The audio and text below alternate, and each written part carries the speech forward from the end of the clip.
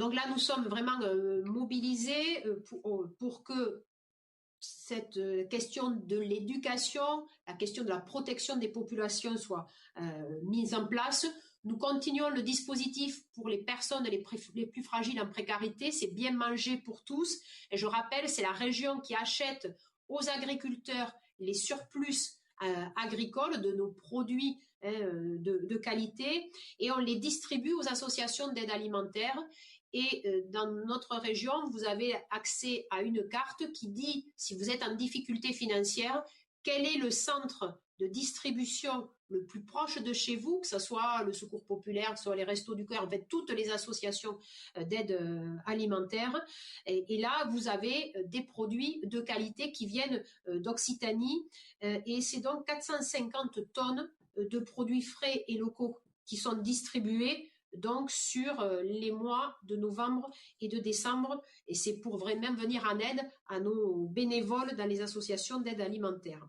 Dans le cadre aussi de nos soignants, nous avions mis en place une prime en faveur des étudiants en soins infirmiers et aussi pour les élèves aides-soignants.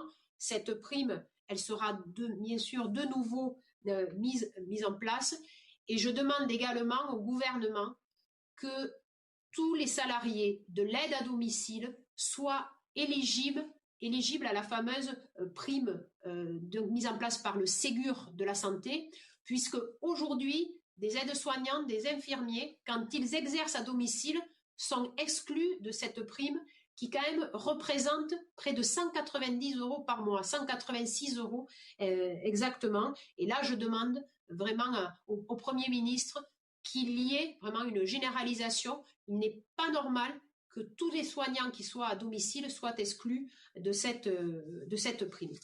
Et puis, il y a la question de la protection de nos acteurs économiques et de la transformation du modèle économique. Là, nous devons là aussi nous adapter aux différentes filières, aux différents contextes. C'est absolument vraiment indispensable. Tout d'abord, la simplicité. Donc, il y a un numéro unique qui est mis en place pour l'ensemble de nos entreprises. Et donc, sur ce numéro unique, les consulaires assument la responsabilité de donner l'information et sur les aides de l'État et sur les aides de la région et sur les aides de l'URSSAF. Nous donc sommes dans un dispositif de simplification et puis également d'adaptabilité. Alors, sur le secteur du commerce, là aussi, on doit partir du terrain. C'est-à-dire, je demande au Premier ministre que sur la question des ouvertures des commerces de proximité, parce qu'on ne peut pas continuer avec cette différenciation entre la question de la grande distribution et le commerce de proximité, je demande que ce soit les préfets de département qui décident quelles sont les ouvertures des commerces de proximité. Parce qu'on peut ouvrir des commerces de proximité tout en maintenant la sécurité. Vous l'avez vu, avant le confinement, il y avait des affiches dans tous les commerces de proximité. Moi, j'ai fait aussi mes courses. Il y avait écrit maximum 2 personnes, maximum de 3 personnes. Et bien là, la sécurité, elle est assurée. Les commerçants ont vraiment fait un gros travail de fond pour permettre qu'on puisse faire nos courses en toute sécurité. Et là, c'est au préfet de département, en liaison avec le secteur économique et avec les élus locaux, de décider cela. Ce n'est pas possible d'avoir des généralisations. La situation sanitaire, par exemple, dans le Gard ou dans le Gers, n'est pas du tout la même. Voilà. Donc là, il faut avoir aussi du sur-mesure. Et puis, j'appelle également Monsieur le Premier ministre de mettre en place, de proposer à la représentation nationale qu'il y ait une contribution, une taxation exceptionnelle Covid sur les géants de l'e-commerce. Ce n'est pas acceptable qu'il y ait des centaines de milliards d'euros de chiffre d'affaires qui se fassent et qu'il n'y ait pas une taxation. Et je propose que cette taxation, elle soit attribuée à un fonds pour le commerce de proximité pour aider à la relance. Sur la question de la vente, nous avons bien sûr cette plateforme que vous connaissez, qu'on avait mis en place donc au printemps pour l'alimentation, pour l'agroalimentaire. c'est donc tousoccitariens.fr. Donc il y a 4300 agriculteurs, producteurs qui sont référencés. Et là, nous l'ouvrons aussi aux restaurateurs pour la question de la livraison à domicile ou à emporter. Donc là, tousoccitariens.fr est en œuvre, 4300, et des restaurateurs vont pouvoir s'y inscrire. Et puis en début d'année 2020, bien avant les questions de Covid, nous avions mis en place une campagne de communication sur d'Amazon, de consommer dans Amazon. Donc nous ouvrons à partir du 12 novembre pour le grand public, mais à partir de demain pour nos commerçants et nos producteurs, une plateforme donc, qui s'appelle d'Amazon. Voilà. Et là, avec cette plateforme, vous pouvez acheter tout ce qui est produit localement, en dehors de l'alimentaire, puisque l'alimentaire, c'est tousoccitariens.fr. C'est-à-dire, je souhaite préparer mes cadeaux de Noël.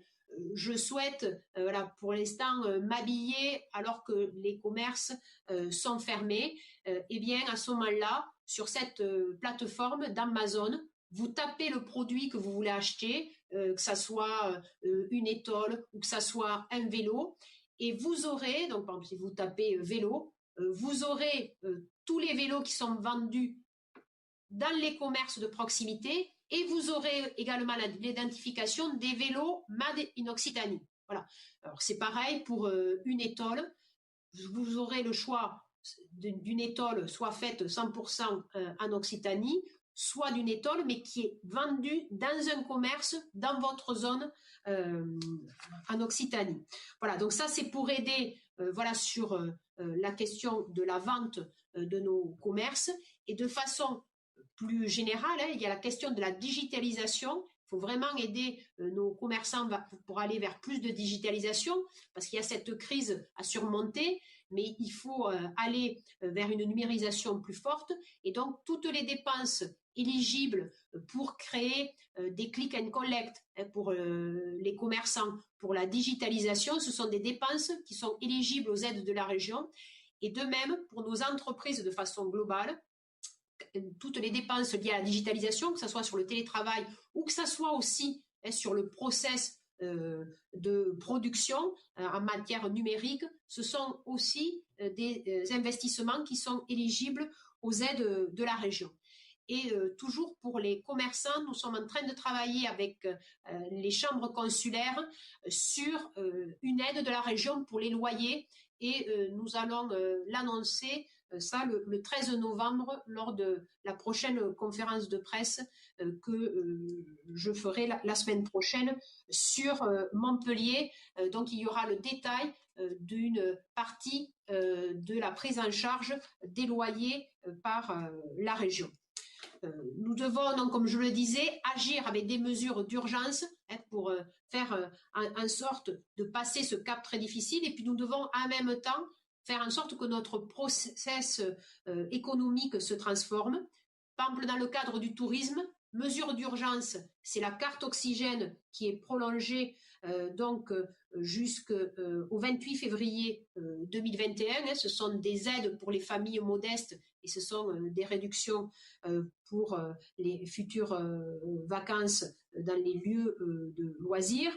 Mais aussi, comme mesure d'urgence, c'est l'augmentation du fonds tourisme que nous avons mis en place avec la Banque européenne d'investissement.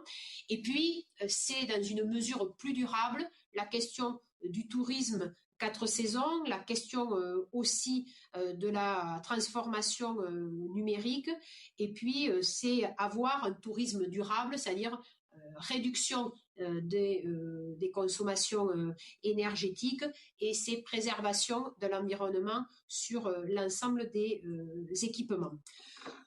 Un dispositif, bien sûr, sur toutes les entreprises culturelles, sportives et événementielles. Ça, c'est le fonds local. Je Je vous rappelle, le fonds local, c'est ce que nous avons créé, 80 millions d'euros, avec la Banque des territoires, les départements et les intercommunalités. Et nous avons décidé de l'élargir donc aux entreprises culturelles et sportives et de l'événementiel. Ce sont des avances remboursables et ce sont des subventions à l'investissement.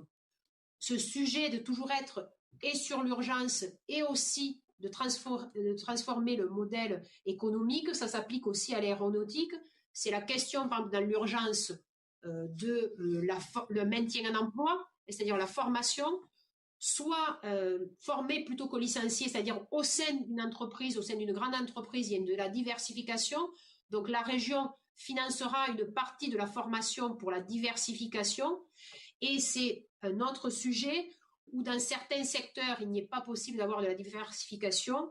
Et c'est à ce moment-là le dispositif passerelle industrie où des secteurs qui sont en difficulté économique mettre à disposition des salariés pour d'autres secteurs qui recrutent beaucoup. C'est sur un aspect territorial, la question par exemple de l'aéronautique par rapport à l'agroalimentaire ou la question des énergies renouvelables. Et là, il peut y avoir vraiment des prêts de personnel avec des formations qui sont assurées par la région. Dire aussi que nous avons quand même des secteurs, parce que nous avons mis en place des aides directes par le biais des passes, les passes relance, des secteurs en fait qui investissent et qui recrutent. Et on le voit à travers ces passes relance. Il y a deux secteurs tout particulièrement qui recrutent et qui investissent. Ce sont les secteurs de l'agroalimentaire et les secteurs du bâtiment et des travaux publics.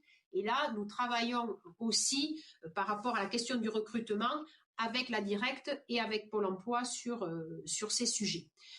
Sur la question aussi des associations, parce que les associations sont en grande difficulté, nous poursuivons le versement simplifié des subventions. Nous avons aussi décidé pour les associations culturelles d'avoir une année blanche pour les compagnies subventionnées, c'est-à-dire normalement il y avait une année où on a arrêté le conventionnement et pour après le reprendre plus tard. Là, il y aura une continuité du subventionnement de la région pour les compagnies. Et avec l'État, nous allons mettre en place un comité de veille en faveur des entreprises culturelles en difficulté. Dernier point, c'est la sécurité de nos habitants.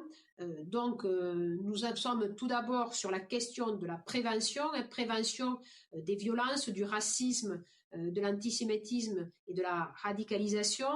Nous allons mettre en place, comme il existe un observatoire des violences dans les transports, un observatoire des violences dans les lycées, et nous allons également former et les agents régionaux sur la lutte et la détection des phénomènes de radicalisation, formation aussi que nous allons faire aussi à destination des élus locaux. Nous allons continuer à investir massivement dans les lycées pour donc la mise en sûreté l'ensemble des lycées publics et c'est avec un objectif que nous ayons 100% de nos lycées qui d'ici 2 ans soient complètement équipés et nous allons aussi avoir sur nos transports donc 100% de trains LUO qui seront équipés en vidéo protection et puis également des lignes des autocars. Voilà les dispositifs que je voulais vous présenter. Ce sont des dispositifs qui sont vraiment de façon transversale, sont dispositifs qui s'adaptent aux réalités des besoins et je tiens à saluer l'implication de mes équipes, que ce soit de mes agents comme des élus régionaux, parce que si nous avons pu en un temps très court nous adapter et mettre en place ces nouveaux dispositifs, c'est parce qu'il y a eu une mobilisation et un travail fait sur le terrain pour pouvoir me faire remonter tous les besoins et après mettre donc en place l'ensemble de ces dispositifs. Donc, je laisse maintenant la place aux questions. Oui.